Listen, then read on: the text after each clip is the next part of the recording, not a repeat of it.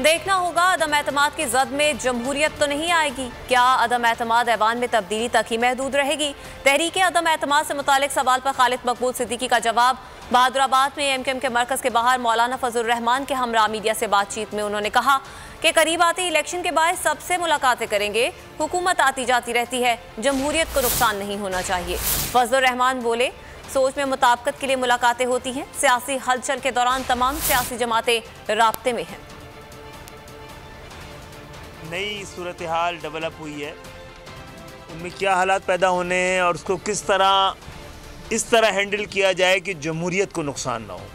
हुकूमतें तो आती जाती रहती हैं, लेकिन जमहूरियत का मुस्तहकम होना, जमहूरियत का मौजूद रहना हम सब की मुश्तरका काविशों से ही मुमकिन है।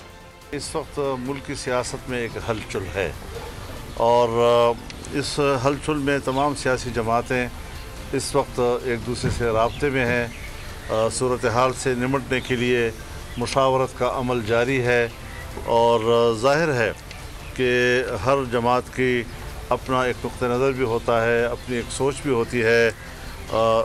मुख्तलिफ़ सोचों को आपस में तत्वीक़ देने के लिए और उनके दरमियान एक मुनासबत पैदा करने के लिए इन मुलाकातों का एक